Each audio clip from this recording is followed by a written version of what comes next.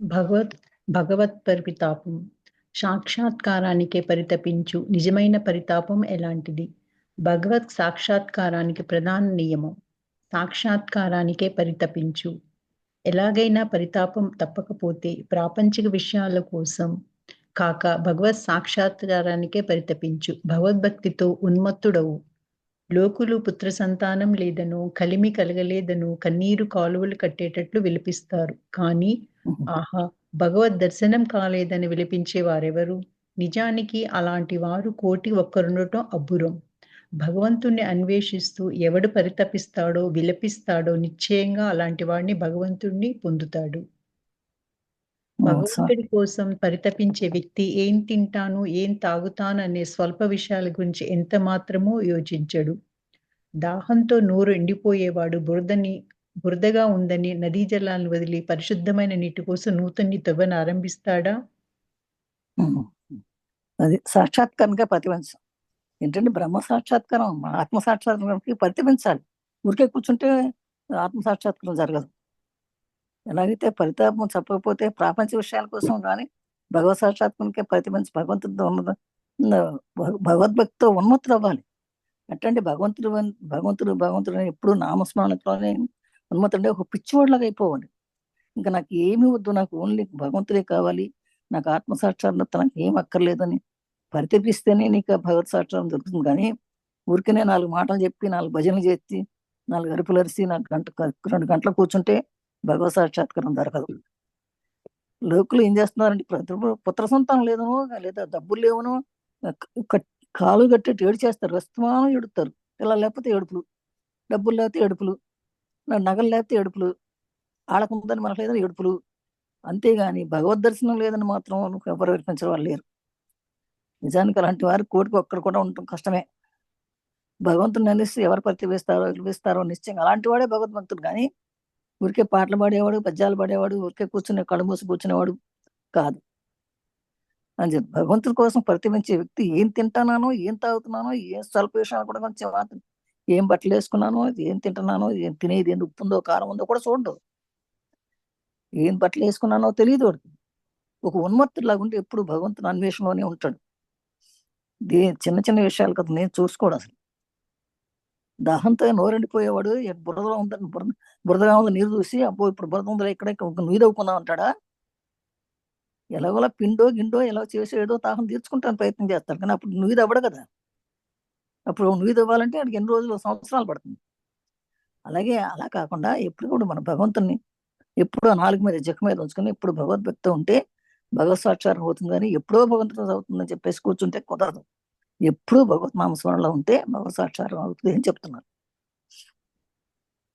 అలాగే ఎవడికి ధర్మ పిపాస ఉంటుందో అలాంటి వ్యక్తి దాపులోని మత్యాన్ని హైందవ మతం మతాన్ని కానివ్వండి, మతాన్ని హైందవ మతం కానివ్వండి, మరే మతమైనా కానివ్వండి విడిచి వెయ్యలేడు. స్వయంగా తన నిమిత్తం కొత్త మతాన్ని సృష్టించ పూనుకోడు. నిజమైన జిజ్ఞాసకి ఇలాంటి లేనిపోని విమర్శలు చేయడానికి వ్యవధి ఎక్కడిది? అలాగే ఎవరికి వాళ్ళ ధర్మపాసం ఉందో లేదో అలాంటి వ్యక్తి దాపులో మతాన్ని హైందవ మతం కానివ్వండి, అది ఏ మతం అన్నా కానివ్వండి, విడిచివేయకూడదు. స్వయంగా తన నిమిత్తం కోసం తన మతాన్ని సృష్టించుకోకూడదు.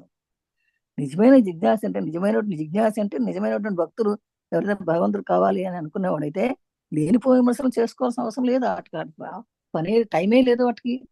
ఎప్పుడూ ఆ భగవద్భక్తులు ఉంటే భగవంతుడికి మతానికి సంబంధమే లేదు అని తెలుసుకుని ఎప్పుడైతే భగవద్భక్తులు ఉంటాడో వారికి భగవత్ ప్రాప్తి కలుగుతుంది అని చెప్తున్నారు. నిజమైన పరితాపం ఎలాంటిది? ధనం కోసం లోబి పరితపించేటట్లు భగవంతుడి కోసం పరితపించు. నీళ్లలో మునిగిపోయేవాడు ఊపిరాడక పరితపించేటట్లు భగవంతుడి కోసం పరితపించాలి. అప్పుడు భగవద్ దర్శనం లభిస్తుంది. భగవద్ దర్శన లాభాన్ని పొందడానికి ఎలాంటి భక్తి కావాలో తెలుసా? తల గిరుకుని పోయిన కుక్క ఎలా అశాంతితో అటూ ఇటూ పరిగెత్తుతుందో అలా భగవంతుడి కోసం ఆవేదన పడాలి. ఓ మనసా, నీ జగజ్జనని ఎలుగెత్తి పిలువు. ఆమె కోసం విలపించు. ఆమె ఎంత వేగంగా నీ వద్దకు పరిగెత్తుతూ వస్తుందో చూస్తావు గదా! మనసారా భగవంతుడిని పిలిస్తే ఆయన ఉపేక్షించి ఊరుకోడు. భగవత్ ప్రేమ ఎంత ప్రగాఢంగా ఉండాలో తెలుసా? పతివ్రతకు భర్త మీద ఉండే ప్రేమ, లోబికి తాను కూడబెట్టిన ధనం మీద ఉండే మక్కువ, లోకులకు ఐహిక విషయాల్లో ఉండే అనురాగం ఇవన్నీ కలిసినంత తీవ్రంగా నీ హృదయం భగవంతుడి కోసం పరితపించినప్పుడు నీకు భగవత్ సాక్షాత్కారం అవుతుంది. ఉమ్. ఎలా అంటే నిజమైనటువంటి పరితాపం, నిజంగా నువ్వు భగవంతు భక్తుడు అయితే నీ పరితాపం ఎలా ఉంటుంది అని అంటే, ధనం కోసం లోభి ప్రతిపించినట్టు. అసలు ఏం డబ్బులు లేనాడు ఉంటాడు, రూపాయి దొరికితే బాగుండు అని ఎలా ప్రతిస్తాడు. అట్లాగే నీళ్ళలో మునిగిన వాడి ఊపిరాడకపోతే అప్పుడు భగవంతుడు కోసం ప్రతిపిస్తాడు. ఓ ఓ భగవంతుడు నేను బయటికి రావాలి, బయటికి రావాలి. అలాగే భగవద్ దర్శనం లాభాన్ని పొందడానికి ఎంతమంది భక్తులు తెలుసు. లాభం పొందడానికి మాత్రం చాలా మంది ఉంటారు. తలగిరిగిపోయిన కుక్క ఎలా అశాంతి అటు ఇటు పరుగులెత్తుందో, నువ్వు భగవంతుడి కోసం నువ్వు ఎప్పుడు పరుగులెత్తాలి. అది భగవద్భక్తి. ఓ మనసా ఓ జగజ్జన్య అని పిలువు గట్టిగా. నీ మనస్సు నీ భగవద్భక్తి కావాలంటే, నీ భగవద్ దర్శనం కావాలంటే నువ్వు ప్రతిబించు. ఎలాగా? ఓ మనసా ఓ జగజ్జన్య అని ఎలుగెత్తి పిలువు. ఆమె కోసం విలపించు, ఏడువు, బాగా ఏడువు. నీ కంట్లో నీళ్లు ఎగిరిపోయేటట్టుగా బాగా ఏడువు. ఆమె ఎంత వేగంగా నీ వద్ద పరిగెత్తుకొస్తుందో నీ వేదం చూసి, నీ కంటి నీళ్ళు చూసి, నీ వేదం చూసి, నీ ఆతతో చూసి, నువ్వు మనసులో కరెక్ట్గా నిజమైన వేదం చూసి ఆమె పరిగెత్తుకుంటూ వస్తుంది. మనసారా భగవంతుడు ఇస్తే ఆయన ఉపేక్షకు ఊరుకోడు. భగవంతు తప్పకుండా సాక్షాత్కరిస్తాడు. మనసారా మనస్థుడిగా పిలవాలి. ఏదో వేషం వేసి పిలిస్తే రాడు. నువ్వు మనసారా పిలిస్తే తప్పకుండా భగవంతుడు వస్తాడు. భగవత్సేవ ప్రేమ అంటే ఎంత ప్రగాఢంగా ఉండాలో తెలుసా అంటే, ఎంత ప్రగాఢంగా ఉండాలంటే, ఒక పతివ్రత అంటే భర్తే నా విష్ణువు, నా భర్త తప్ప ఇంకెవరు లేరు అని ఉన్నాడు పతివ్రత. పతివ్రత భర్త ఎందే ప్రేమ. లోబి తాను కూడా పెట్టుకుంటే ధనం. లోబి అసలు ఏం రూపాయి ఖర్చు పెట్టడు, దాచుకునే ఉంటాడు. ధనం మీదే ఉంటుంది ప్రేమ అంతా. ఉండే లోకులకు బైక సుఖాల్లో ఉండే అనురాగం ఇవన్నీ కలిసి తీవ్రంగా నీ హృదయం భగవంతుడి కోసం ప్రతిబించినప్పుడు నీకు భగవత్ సాక్షాత్కారం ఎట్లా ఉందో అంత భగవత్ సాక్షాత్కారం కలుగుతుంది. నీకు ఎంత ప్రేమ ఉంటుందో, ఇంకా సరైన పతివ్రతకి భర్త మీద ఎంత ప్రేమ ఉంటుందో, ఆ లోబికి డబ్బుల మీద ఎంత ప్రేమ ఉంటుందో అంత ప్రేమ కూడా నీకు చూపిస్తే అలాంటి ప్రేమను పరితపించాలి. పరితపించి భగవంతుడు కావాలి, నాకు కావాలి, భగవంతుడు తప్ప నాకు ఇంకేం అక్కర్లేదు అని ఎప్పుడైతే పరితపిస్తే అప్పుడు భగవత్ సాక్షాత్కారం నీకు అవుతుంది. యేసుక్రీస్తు ఒకరోజు సముద్ర తీరాన నడుస్తుంటే ఒక భక్తుడొకడు సమీపించి ఇలా అడిగాడు, ప్రభు భగవంతుణ్ణి పొందడం ఎలా? యేసుక్రీస్తు ఆ భక్తుడితో కూడా సముద్రంలో దిగి అతగాడిని నీళ్లలో అదిమిపెట్టి కొంతసేపటికి లేవదీసి నీకెలా ఉందని అడిగాడు. ప్రాణం పోతుందా అనిపించింది, గిలగిలా కొట్టుకున్నాను అని అన్నాడు భక్తుడు. జవాబిచ్చాడు. అప్పుడు యేసుక్రీస్తు ఇలా అన్నాడు, ఊపిరాడక నువ్విప్పుడు ఉక్కిరిబిక్కిరై ఎలా పరితపించావో అలా భగవంతుడి కోసం పరితపిస్తే ఆ తండ్రి నీకు కానవస్తాడు. ఈ జన్మలోనే నేను భగవంతుడిని చూడాలి. 3 రోజుల్లోనే నాయనను ప్రత్యక్షం చేసుకోవాలి. ఇంతెందుకు ఒక్కసారి అయినా నామస్మరణ చేసి ఆయన్ని ఆకర్షించుకుంటాను అనేంటి తీవ్రమైన భక్తి చేత భగవంతుణ్ణి ఆకట్టుకోబడి భక్తుడికి సాక్షాత్కారం ఇస్తాడు. కానీ సంసారపక్షమైన భక్తి గలవారు భగవంతుని చూడడమే తటస్థిస్తే ఎన్ని యుగాలకో గాని అలాంటిది సంభవించదు. ఇది కొంచెం కింద పెట్టు. యేసుక్రీస్తు ఒక రోజు సముద్రంలో నడుస్తుంటే భక్తులు కనిపించాట. ఆ భక్తులు అడిగాట, ప్రభు భగవంతుని పొందడం ఎలా అని అడిగాట. వెంటనే యేసుక్రీస్తు అంటే భక్తుడితో ఇలా సముద్రంలో దిగాడట. దిగి అతను కూడా నీళ్ళలో ముదిపెట్టి కొంతసేపు బయటగా అదిం పెట్టాడు లోపల. అదిం పెట్టి తర్వాత లేవ తీశాడు. నీకు ఎలా ఉంది అని అడిగాట. అమ్మో ప్రాణం పోతుంది అనిపించింది, ఎలగలు కొట్టుకున్నాను అన్నాడు. అలాగని అన్నాడు, అది ఇలా ఈత ఊపిరాడక నువ్వు ఎప్పుడు ఎట్లా ప్రతిపించావు, ఉక్కిరి బిక్కిరై ఉన్నావో ఆ విధంగా నువ్వు భగవంతుని ప్రతిపిస్తే తప్పకుండా నీకు కనిపిస్తాడని. అట్లాగే ఈ జన్మలో నేను భగవంతుని చూడాలి, లేదు నేను 3 రోజుల్లోనే మా నాయన ప్రత్యక్షం చేసుకోవాలి, ఇంతకు ఒక్కసారి ఆయన నామస్మరణ చేసి ఆయన ఆకర్షించుకుంటాను అంటే తీవ్రమైన భక్తి ఉంటే తప్పకుండా భగవంతుడు సాక్షాత్కరిస్తాడు. కానీ పక్షమైనటువంటి భక్తి గల వారు మాత్రం భగవంతుడు చూడడమే తటస్థితి ఎన్ని యుగాలు కానీ చూడరు. ఎందుకంటే సంసారం తిరుగుతూ ఉంటారు. నాకు ఇది కావాలి, అది కావాలి, ఇది కావాలనుకుంటే భగవంతుడు చూడడం చాలా కష్టం అవుతుంది. కానీ భగవంతుడు నాకు కావాలని ఖచ్చితంగా పట్టుదల బట్టి చెప్తే మాత్రం సాక్షాత్కారం తప్పకుండా దొరుకుతుంది అని చెప్తున్నాను. బ్రహ్మ సాక్షాత్కారం ఈ జన్మలో సాధ్యం కాకపోతే మరుసటి జన్మలో కలుగుతుంది అనేటి మందబుద్ధి ఎందుకు? శ్రద్ధాభక్తుల విషయంలో ఇలాంటి మాంద్యం కూడదు.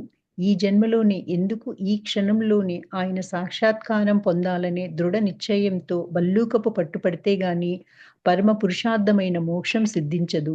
గ్రామాల్లో రైతులు గిత్తలను కొనుగోలు చేసేటప్పుడు వాటి తోకని అట్టే తాకుతారు. అందుకు కొన్ని ఏమీ కదలవు, మెదలవు. పైగా అవయవాలన్నింటినీ చాచుకొని నేల మీద పడుకుంటాయి.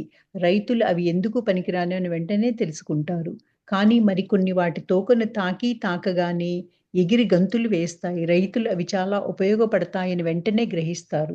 ఈ విధమైన చురుకుగల గిత్తలనే వారు ఎన్నుకుంటారు. మాత్యం ఎన్నటికీ తగదు.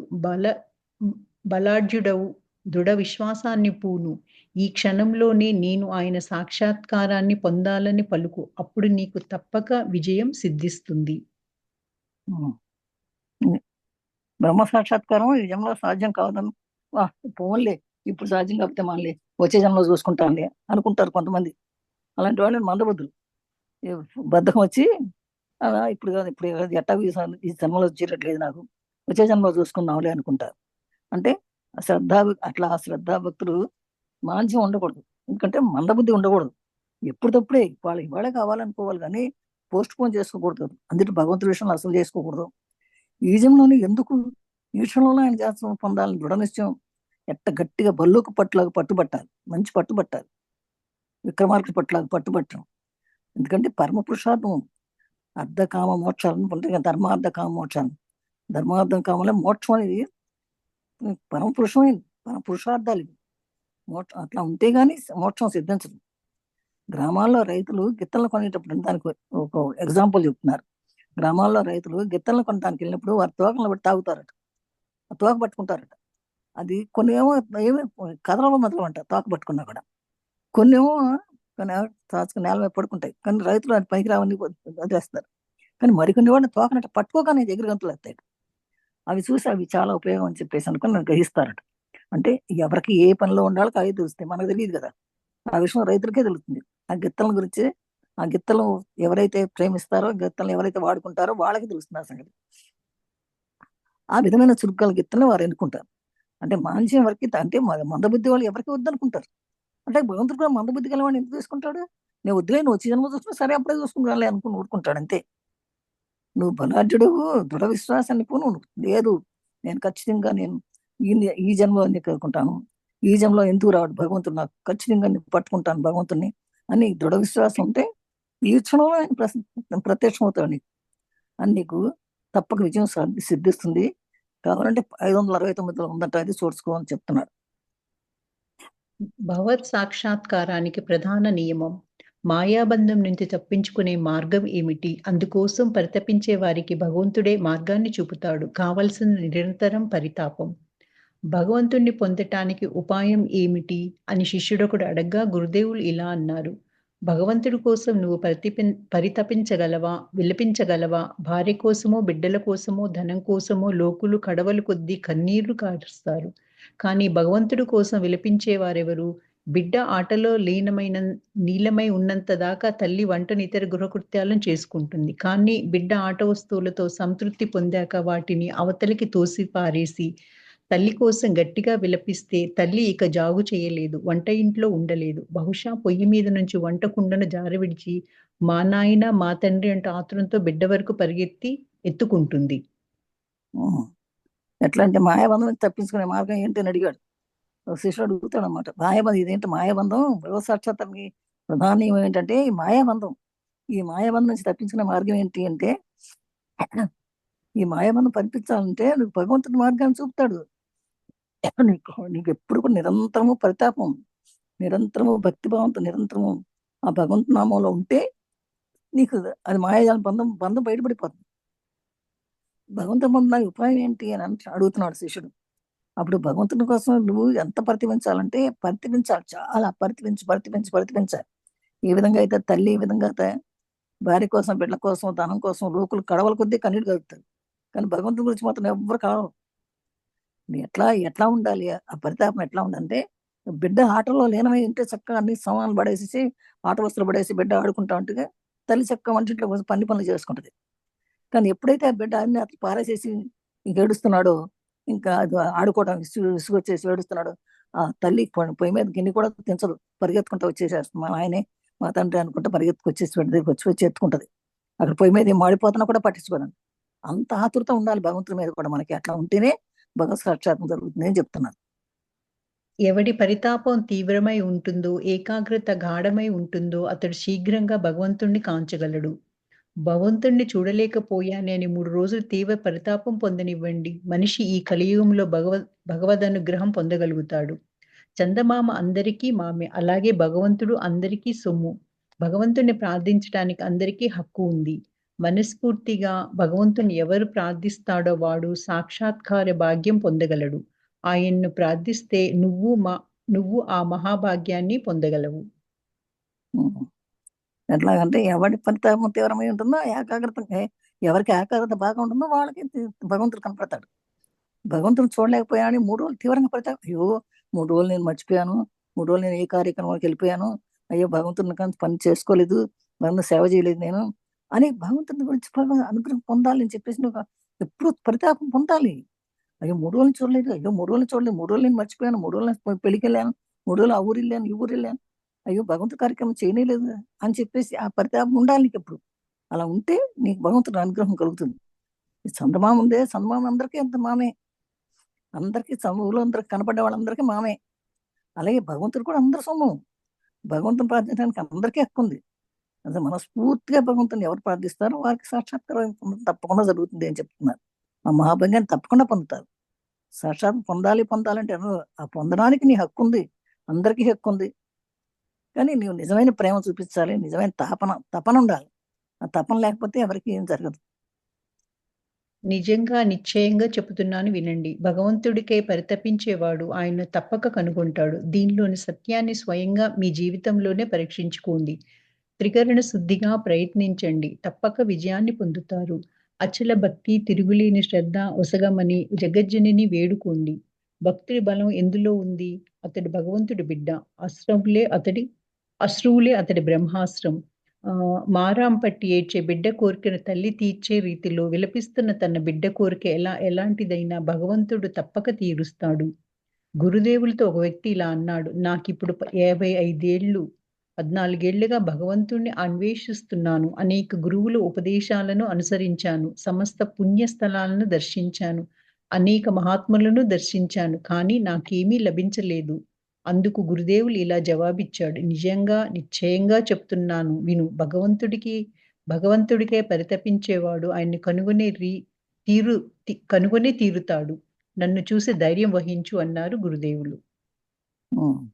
నేను ఏమన్నాడంటే నిజంగా నిశ్చయంగా చెప్తున్నాను, భగవంతుడు తప్పకుండా అందరు పొందిస్తారు. నేను నిజంగా కూడా వినండి, భగవంతుడికి తప్పించేవాడు ఆయన తప్పక అందుకుంటాడు. దీనిలో సత్యాన్ని స్వయంగా నీ జీవితంలో పరీక్షించుకోవాలంటే నువ్వు త్రికరణ శుద్ధిగా చూడు, మనసా వాచా క్రమణాన్ని ప్రయత్నించు, తప్పకుండా విజయాన్ని పొందుతావు. నీకు అచంచలమైన భక్తి ఉండాలి, తిరుగులేని శ్రద్ధ ఉండాలి. అది 2 కావాలని చెప్పి నువ్వు ఆ జగజ్జన్ని నీకు కోరుకో. నాకు నీ మీద అచంచలమైన భక్తి కావాలమ్మా, నాకు తిరుగులేని శ్రద్ధ ఉండాలి పెట్టుకొని చూడమ్మా అని చెప్పి నువ్వు ఆ జగజ్జన్ని కోరుకో. భక్తుడి బలం ఎందులో ఉంది అంటే అతడు భగవంతుడి బిడ్డ. అశ్రువులే అతనికి బ్రహ్మాస్త్రం. అంటే కళ్ళు కార్చాలి. కళ్ళ నీళ్ళు ఎప్పుడొస్తాయేమో మనకి, మనం తపన చెందితేనే కళ్ళ నీళ్ళు వస్తాయి. లేదా ఊరికే కళ్ళ నీళ్ళు రమ్మంటే రావు. మనకి ఎంత తపన ఉంటేనో, భగవంతుని మీద ఎంత ప్రేమ ఉంటేనో, అమ్మా నాకు కనపడు, అన్నా నాకు కనపడాలి అని నువ్వు ఎప్పుడైతే నువ్వు నీ అశ్రువులు, నీ కళ్ళ నీళ్ళు కారుస్తావో అప్పుడు మారాం పట్టి ఏడ్చే బిడ్డ కోసం ఎలా తల్లి పరిగెత్తుకొస్తుంది, అలాగే నువ్వు అట్లా మారాం పట్టి ఏడుస్తున్నావు అనుకో, తప్పకుండా బిడ్డ వచ్చి తన బిడ్డ ఏడుస్తున్నాడు అని చెప్పేసి భగవంతుడు వచ్చి నీ దగ్గరికి వస్తాడు, కనపడతాడు తప్పకుండా. గురుదేవుల్లో ఒక వ్యక్తిలా అన్నట్ట, ఏమన్నాడు, నాకు ఇప్పుడు 55 ఏళ్ళు, 14 ఏళ్ళుగా భగవంతుని అన్వేషిస్తూనే ఉన్నాను. ఎన్నో గురువుల ఉపదేశాలు విన్నాను, ఎన్ని పుణ్యస్థలాలో దర్శించాను, అనేక మహాత్ములు దర్శించాను, కానీ నాకేమీ లభించలేదు అన్నాడట. అందుకు గురుదేవులు ఏమన్నాడంటే, నిశ్చయంగా చెబుతున్నాడు విను, భగవంతుడికే పరితపించేవాడు ఆయన కనుగొనే తీరుతాడు. నన్ను చూసి ధైర్యం ఇచ్చింది ఏం చెప్తాడు ఇంక. అందుకని నువ్వు భగవంతుని పరితపించడానికి తప్పకుండా వస్తుంది. నన్ను చూసి నువ్వు తెలుసుకో, నేను ఎంత పరితపించానో నేను కనుక్కున్నాను కదా, మరి నువ్వు కూడా నన్ను చూసి తెలుసుకో అన్నాడు. అమ్మా, ఆకలి అయినప్పుడు నన్ను లేపు అని బిడ్డ పలకగా, నాయనా నీ ఆకలే నిన్ను లేపుతుందని తల్లి జవాబిచ్చింది.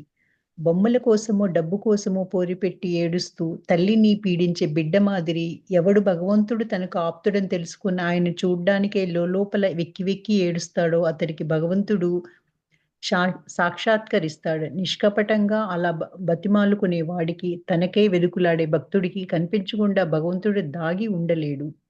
వీధి నాటకాలను చూశారు కదా! వాటిలో కృష్ణలీల నాటకంలో తాళ మృదంగాలతో పాటగాళ్ళు ఎలుగెత్తి రావయ్యా ఓ కృష్ణ ఇమ్ము దర్శనము అని పాడుతున్నంత సేపు కృష్ణ వేషధారి వారి ఘోషను కొంచెమైనా పట్టించుకోడు. జుట్టు కాలుస్తూ తెరచాటున వేషాలు వేసే చోట కూర్చొని దగ్గర వారితో ప్రగల్భాలు కొడుతుంటాడు. వారి రొద అణిగి నాదమహర్షి మార్దవం మనోహరమైన కంఠస్వరంతో శరణం తవ చరణం భవచరణం మమ గోవిందం అంటూ గానం ఆరంభించగానే శ్రీకృష్ణుడిక ఆలస్యం చెయ్యక వెంటనే రంగం మీద ప్రత్యక్షమవుతాడు. సాధకుడు ప్రభు అనుగ్రహించు నాకు దర్శనమివ్వు అంటూ ఊరక అరుస్తున్నంత వరకు జగత్ప్రభువు దర్శనం ఇవ్వడు. భగవంతుడు సాక్షాత్కరించేటప్పుడు భక్తుడి హృదయం ప్రేమ సాగరంలో లీనమై ఉంటుంది. అప్పుడెంతో ప్రశాంత చిత్తుడై ఉంటాడు. మునుపటి గోల అంతా పూర్తిగా అంతరిస్తుంది. ప్రేమపూరిత హృదయుడై మనసారా భక్తుడు ప్రార్థించగానే భగవానుడు ఇక ప్రత్యక్షమవడానికి నిమిషమైనా ఆలస్యం చెయ్యలేడు. అదే అట్లా ఇంతేనా? ఇదేనా? ఇంకా పైకి వెళ్ళాలి. అమ్మ ఆకలిగా ఉన్నప్పుడు నన్ను లేపు అని బిడ్డ అడుగుతుంది. అయినా నీ ఆకలే నీకు తీరుస్తుంది అని చెప్తుంది. నీ ఆకలే లేపుతుంది అని చెప్పి తల్లి జవాబు చెబుతాడు. అంటే బొమ్మల కోసం డబ్బు కోసం ఊరు పెట్టి ఏడుస్తూ తల్లిని పీడించే బిడ్డ మాదిరిగా భగవంతుడిని మనకు కూడా అడగాలి. నేను లోపల వెక్కి వెక్కి ఆడవాలి. ఇప్పుడు బొమ్మల కోసం కొంతమంది పిల్లలు ఏం చేస్తారు, ఏడ్చి ఏడ్చి ఏడ్చి రాబట్టి ఇచ్చేవరకు ఊరుకోరు. అది కాదని వేరే ఇది ఇచ్చినా ఊరుకోరు. ఆ విధంగా నాకు భగవంతుడే కావాలి, నాకు వేరే అక్కలు, నువ్వు ఒక్కడే కావాలి, నువ్వు స్వరూపం నాకు కావాలి, నువ్వు కనపడాలి నాకు అని చెప్పేసి ఎప్పుడైతే మనం వెక్కి వెక్కి ఏడిసి ఎంత బాధపడతామో అప్పుడు తప్పకుండా వస్తాడు. నిష్కపటంగా బాధిమాల ఉండి తల్లి వెతుకుని ఎట్టా వచ్చిందో అలాగే భక్తుడు ఏడుస్తుంటే తప్పకుండా భగవంతుడు వచ్చి ఉంటాడు. దాగి ఉండలేడు. దానికి ఏమైనా ఉదాహరణ ఇస్తున్నాడు అంటే, ఇంకా వీధి నాటకాల్లో చూసారు కదా, వాటిలో కృష్ణలీల నాటకం తాళం మృదంగాలు పాటగాళ్ళు ఎలుగెత్తి పాడుతూ ఉంటారు. ఓ రావయ్య కృష్ణయ్య దర్శనం ఇవ్వు అని చెప్పి పాడుతుంటారు. ఆ పాడుతున్న సేపు కృష్ణమూరాజు ఎక్కడో వాడు ఘోషణ వినిపించుకొని పట్టించుకోడట. ఎక్కడో పక్కన వెనమాల ఉంటాడు. ఆ తెనమాల ఉండి చుట్టగాలుస్తూ ఉంటాడు. ఏమేమి వేషాలు వేస్తూ ఏదో పని చేస్తూ ప్రగల్భాలు కొడుతూ ఉంటాడట. ఆ హృదయంతా అయిపోయిన తర్వాత ఆ పాటలు ఎత్తి పాడతారు కదా గట్టిగా. ఆ పాటలంతా అయిపోయిన తర్వాత నారద మహర్షి వస్తాడు వేషం వేసుకుని. నారద మహర్షి వచ్చి అర్థం ఆయన ఎట్లా అంటే ఎంతో గొప్పగా ప్రేమగా మనోహరంగా మంచి కంఠస్వరంతో శరణం తవ శరణం భవహరణం మమ గోవింద అంటూ గానం ఆరంభించగానే శ్రీకుడు ఆలస్యం ఒక్క నిమిషం కూడా చేయడంట. వెంటనే రంగం మీద ప్రత్యక్షం అయిపోతాడు సాధకుడు. ప్రభువు అనుగ్రహించు నాకు దర్శనం ఇవ్వు అంటూ ఊరకు అరుస్తున్న వరకు జగత్ప్రభు దర్శనం ఇవ్వడం. కానీ భగవంతుడు సాక్షాత్కారం భక్తుడు హృదయం ప్రేమ సాగరంలో. ఇప్పుడు మనం ఉట్టిగానే ఓ భగవంతుడా నాకు దర్శనం ఇవ్వు, భగవంతుడా 100 సార్లు చెప్పినా భగవంతుడు రాడు మనకి. కానీ నువ్వు ప్రేమగా చెప్తున్నావా లేదని నీ కంఠం తెలిసిపోతుంది. అట్లా భగవంతుడు సాక్షాత్ భక్తుడు హృదయంలో ప్రేమతో మనం పిలుస్తున్నాడా, ఊరికేనే కాసేపు కాలక్షేపం కోసం పిలుస్తున్నాడా అనుకో చూసుకుంటాడు. ఆయన తెలుసు. అప్పుడు ఎంతో మనం ఎప్పుడైతే భగవంతుడిని మనం ప్రేమతో పిలుస్తామో అప్పుడు ప్రశాంతచిత్తై ఉంటాడు. ఆ గోలంతా పూర్తి పట్టించుకోడు. అరుపులు గిరుపులు అక్కర్లేదని ఎప్పుడు ప్రేమ హృదయంలో ఉంటుందో హృదయంతో ప్రేమలో ఉండి మనసారా భక్తులు ప్రార్థించగానే భగవాన్ తప్పకుండా పరిగెత్తుకుని ప్రత్యక్షమవుతాడు. ఒక్క నిమిషం కూడా ఆలోచించేయడంట. మూడవ దేవుడు జీవుడు. సవృక్ష కళాకృతిభిః పరోన్యో యస్మాత్ ప్రపచ్చయి పరివర్తతే యం ధర్మావాహం పాపనుదం భగేశం జ్ఞాత్వా త్వస్తమమృతం విశ్వధామం. అతడు సంసార వృక్షం కంటే భిన్నుడు, సంసారతీతుడు, కాల రూపాలను అతీతుడు. జగత్తు సృష్టికి ప్రళయానికే అతడే కారణం. ధర్మానికి మూలం అతడే పాపాలను హరించేవాడు. సద్గుణాలకు ప్రభువు, శాశ్వతుడు, జగత్తుకు నిలయం. అతడు ఆత్మలో నెలకొన్నవాడు. అలాంటి పరమేశ్వరుని తెలుసుకొని ఉపాసించేవారు మోక్షం పొందుతారు. అతడు ఎలాంటి వాడంటే అతడు సంసార వృక్షం కంటే భిన్నుడు. సంసార వృక్షానికి దానికి సంబంధం లేదు ఆయనకి. ఈ సంసారం సంసార అతీతుడు, అంటే సంసారానికి అతీతుడు. ఆయన దాటేశాడు. కాల రూపాలకు అతీతుడు, కాలానికి అతీతుడు, రూపానికి అతీతుడు. అతని రూపం లేదు, అతని కాలం లేదు. ఈ జగత్తు సృష్టికి, ప్రళయానికి అతనే కారణం. ఇది సృష్టి పుట్టడానికి ఆయనే, ఆయన పోవడానికి, సృష్టి ప్రళయానికి కూడా ఆయనే కారణం. ధర్మానికి మూలం ఆయనే. అతనే పాపాలను హరించేవాడు. సద్గుణాలకు ప్రభు ఆయనే. అతనే శాస్త్రుడు, అతనే జగత్తు నిలయం, అతనే ఆత్మ లేకుండా వాడు. అలాంటి పరమేశ్వరుని తెలుసుకొని ఉపాసించేవారు మోక్షం ఉంటుంది. భగవంతుడు ఎక్కడో లేదు, గుళ్ళో లేడు, రాతిలో లేడు, పటంలో లేడు, ఫోటోలో లేడు. భగవంతుడు నాలోనే ఉన్నాడు అని చెప్పేసి, బాలం నాలోనే ఉన్నాడు. ఇప్పుడైతే నువ్వు గ్రహిస్తావు, ఇది శరీరం కాదు, ఇది నశించేది, నా ఆత్మ ఉంది, నా ఆత్మలో ఉన్నాడు, నేను నా భగవంతుడు నాలోనే ఉన్నాడు అని చెప్పి ఎప్పుడైతే నువ్వు ప్రగాఢంగా నమ్ముతావో అప్పుడు భగవత్ సాక్షాత్కారం తప్పకుండా అవుతుంది అని చెప్పి చెప్తున్నాడు అనమాట. ఆతడే సర్వశ్రేష్ఠుడు, మహేశ్వరుడు, ప్రజాపతి, ప్రభుతుల కంటే అధికుడు, సమస్త దేవతలకు దైవతం, సకల లోకాలకు ప్రభువు, స్తవనీయుడు. ఇలాంటి పరమేశ్వరుని తెలుసుకుందాం గాక. ఆ పరమాత్మను సూర్యుడు గాని, చంద్రుడు గాని, నక్షత్రాలు గాని, మెరుపులు గాని ప్రకాశింపజేయజాలవు. ఇక అగ్నిమాట చెప్పేదేమిటి? స్వయం జ్యోతి ఆయన. ఆ పరమాత్ముడి ప్రకాశం చేతనే ఈ సర్వం ప్రకాశిస్తుంది. ఆయనే ప్రభు, పరమేశ్వరుని తెలుసుకుని సాధించేవాడే మోక్షం పొందుతాడు. ఆయనే శాస్త్రుడు అనుకోడు. అటుగే అతడే సర్వశ్రేష్ఠుడు, సర్వానికి శ్రేష్ఠుడు ఆయనే. ఆయనే మహేశ్వరుడు, ఆయనే ప్రజాపతి, ఆయనే ప్రభుత్వ, ఆయనే బ్రహ్మ విష్ణు మహేశ్వరుడు అనే అదిగాడు. అందుకని ఆయనే అదిగుడు. అంతకంటే మించిన వాళ్ళు ఎవరు లేరు. సమస్త దేవతలకు దైవం ఆయనే, సర్వలోకాలకు సకల లోకాలకు ఆయనే ప్రభు. ఆయనే స్థపనీయుడు. కదలడానికి స్థలం లేదు ఆయనకి. ఎలాంటి పరమేశ్వరుని తెలుసుకుంటాం కాక, అలాంటి పరమేశ్వరుని మనం అందరం తెలుసుకున్నాం. ఆ పరమాత్మ సూర్యుడు కావచ్చు, చంద్రుడు కావచ్చు, నక్షత్రాలు కావచ్చు, మెరుపులు కావచ్చు, ప్రకాశం ఏదైనా అవ్వచ్చు. ఒక అగ్నిమాట చెప్పదేంటి? స్వయం జ్యోతి ఆయనే. ఆ పరమాత్మ ప్రకాశ చేతనే ఈ ప్రపంచం అంతా కూడా సర్వం ప్రకాశిస్తుంది అని కఠోపనిషత్తు చెప్తుంది అని చెప్పేసి భగవంతుని గురించి అనేక చెప్తుంది. ఆ విధంగా అనుకుని భగవంతుని సర్వవ్యాపి, సర్వమయుడు, బ్రహ్మ విష్ణు మహేశ్వరులంతా ఆయనేనని చెప్పేసి అనుకుంటే, భగవంతుడు ఉన్నది ఒక్కడే అని అనుకుంటే మనకి ఆ భగవంతు సాక్షాత్కారం అవడానికి ఆస్కారం ఉంటుంది అని పెట్టుకోవాలి. అధ్యాయం 14 తర్వాత రేపు చెప్పుకున్నావా?